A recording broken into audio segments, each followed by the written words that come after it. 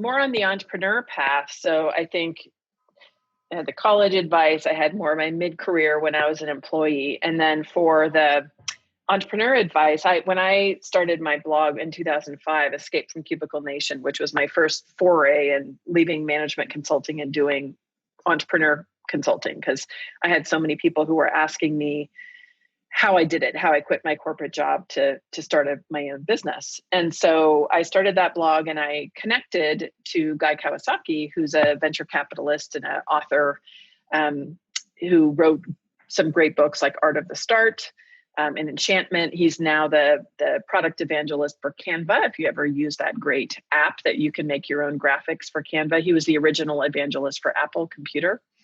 And so I reached out to him when I wrote a blog post, and this was very early on in my blogging career, and nobody had any idea who I was. And I wrote a post, and I just on a whim sent it to him because I had been reading about him and he sounded really interesting, and I thought he might like the post. It was called An Open Letter to CEOs Across the Corporate World, really based on kind of what I would say if I would imagine that I had assembled a whole number of the corporate executives that I'd been working with for so many years, and sometimes who just refuse to really create positive work environments and to center the needs of their employees. And so I was seeing so many more people who were leaving because they were just tired of being in an environment that didn't support them, that I wrote this very clear, more like a manifesto about what they needed to do or risk losing employees who I would happily help escape and start their own businesses. And so I sent it to Guy, and it was about 10 o'clock at night, and he emailed me right back, and he said, I had never met him before, and he said, this is great. Can you expand it a little bit? Which I did. And then he posted it on his blog the next day. And it went massively viral because he had a really huge platform. And the people who were in his community were very interested and connected with what I was talking about. And so it was just this wonderful experience, if that usually is about once in a lifetime where you really go viral. At that time, it was in 2006. And it really was the thing that piqued interest eventually in my publisher, Penguin Portfolio, approaching me about doing a book. But during that time in connecting with him, first of all, I appreciated so much that he was always so open to people who were completely unknown, right? That, he's this big, powerful person who's, gets big speaking fees and so forth.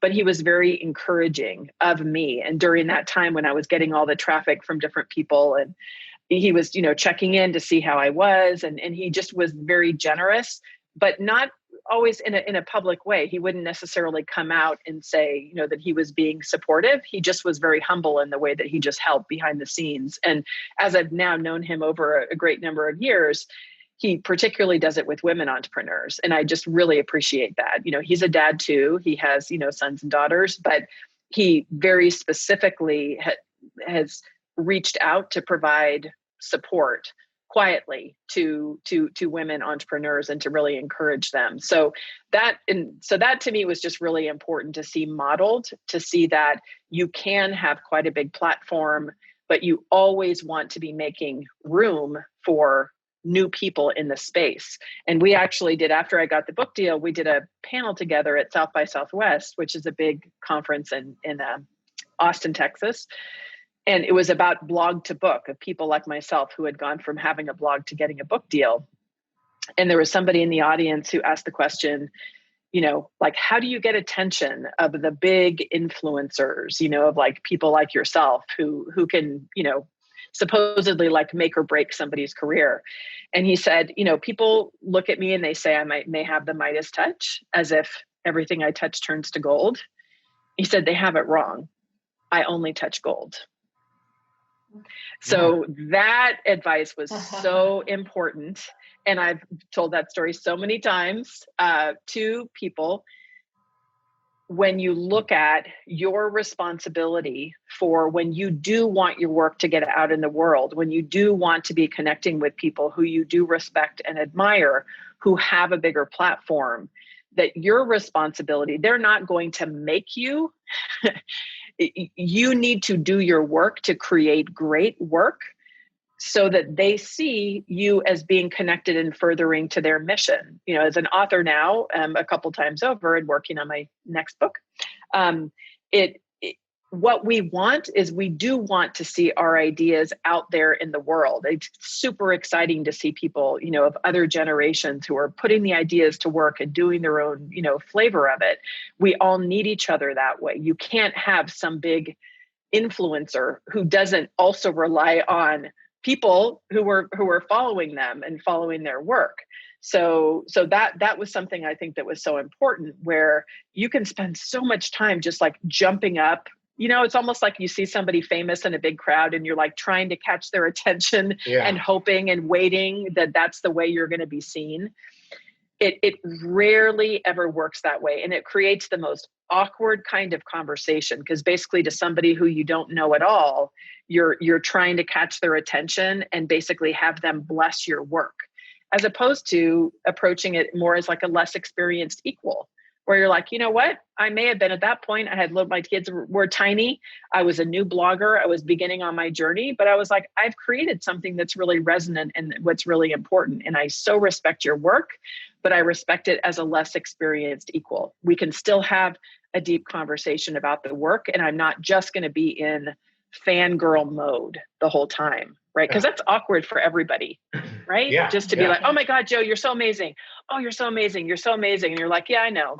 And like, you're like waiting to move on and go somewhere else. Well, no, I mean, it's hard to take a compliment sometimes. And, it's when you brought that up, and I mean, that's like, that quote gave me chills with, the I only touch gold, because people have, obviously we've been successful with automation, Julia and I have, and some people have said, oh man, you got the Midas touch with that. And it's actually great to say how you said it, because like for us, we're taking automation that exists in other areas of the world and we're just introducing it here. So we don't even feel like we're that special. And now I actually am going to use that a lot, because we're just touching gold. Yeah.